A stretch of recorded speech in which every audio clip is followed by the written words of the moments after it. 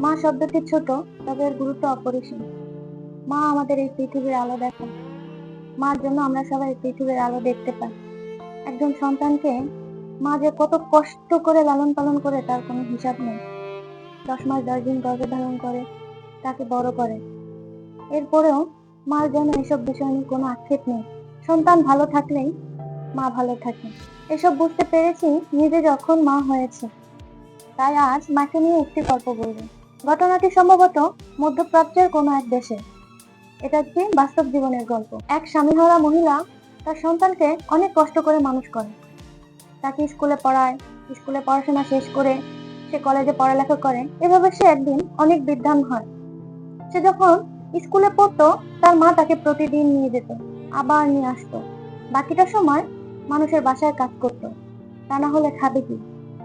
অন্যদিকে তার মা যখন তাকে স্কুলে নিয়ে যেত, তার স্কুলের বন্ধুরা তার মাকে নিয়ে খুব হাসাহাসি করতো, তাকে খুব ছোট করতো। কারণ তার মা ছিল অন্ধ, এক চোখ ছিল না, দেখতে তাকে বিশ্রী লাগতো। এসব কথা শুনে ছেলের মার প্রতি ঘৃণা জন্মাতে থাকে।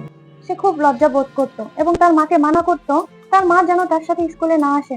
কিন্তু মায়ের মন ছেলেকে একা একা স্কুলে পাঠাবে সে সাহস পেত না। তাই ছেলের পিছন পিছন চলে আসতো বেহায়ার মতো।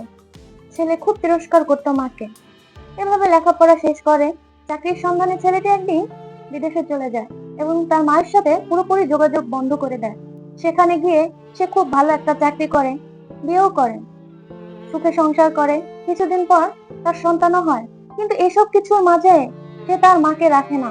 মার কোনো খোঁজ খবরই সে নেয়নি আজ পর্যন্ত। তার মা জানে না তার খোকা কোথায় আছে। খোকার কথা ভেবে ভেবে প্রতিদিন চোখের পানিতে বালিশ ভিজিয়ে ফেলে তার মা। এভাবে একদিন অনেক খোঁজ খবর করতে করতে তার মা তার ঠিকানা পেয়ে যায় এবং অনেক কষ্ট করে তার ঠিকানায় তার বাসায় এসে পৌঁছায়। বাসায় এসে দরজাটি যখন নক করে তার নাতি নাতি দরজা খোলে। সে তো দেখে খুব খুশি। সে ভেবেছিল নাতি নাতনিকে আদর করবে, এতদিন পর ছেলেকে দেখবে, ছেলের বউকে দেখবে। কিন্তু তার কিছুই হয়নি। তার নাতি নাতনিও তাকে দেখে হাসতে থাকে। এই হাসি ঠাট্টার আওয়াজ শুনে তার ছেলে ভিতর থেকে বাহিরে আসে। এসে দেখে তার মা এসেছে। তার মাকে দেখে তো সে ক্ষুব্ধ হয়ে যায়। এখন তার বউর সামনে তার কোনো মান সম্মানই থাকবে না। সে তার মাকে বলে, তুমি কেন এখানে এসেছো? আমি তো তোমাকে আসতে বলিনি। আমি তো তোমার খোঁজ রাখি না। তবে তুমি কেন আমার খোঁজ নিতে এখানে এসেছো? টাকার প্রয়োজন তোমার, এজন্য এসেছো তুমি? আচ্ছা, টাকা দিয়ে দিচ্ছি, চলে যাও, আর জীবনে কখনো এখানে আসবে না। এসব কথা শুনে ছেলেটির মা কাঁদতেও পারছে না, কিছু বলতেও পারছে না। এত কষ্ট করেছে, যে ছেলেকে মানুষ করেছে, আজকে সেই ছেলে এই ধরনের কথা বলছে তার মাকে। ঠিক আছে, যোগাযোগ রাখেনি, তাতেও তার কোনো কষ্ট নেই। সে বিদেশে এসে ভালো চাকরি পেয়েছে, তার সংসার হয়েছে, সন্তান হয়েছে, তাই নিয়ে সে সুখে আছে। এটা দেখে তার মা অনেক খুশি। তাই সে কিছুই বলে না ছেলেকে। সে বলে, আমার টাকার কোনো প্রয়োজন নেই খোকা, আমি তোকে দেখতে এসেছিলাম। আচ্ছা, তুই যখন চাস না, আমি চলে যাচ্ছি। তাই বলে তার মা চলে যায়। এর বেশ কিছুদিন পর ছেলেটি তার কোনো এক কাজে তার জন্মভূমিতে ফিরে যায়। তবে মার সাথে দেখা করবে এটা ভেবে না। যাওয়ার পর ওখানকার লোকজন তাকে বলে, তোমার মা বেশ কিছুদিন আগে মারা গেছে এবং মারা যাওয়ার আগে একটা চিঠি দিয়ে গেছে।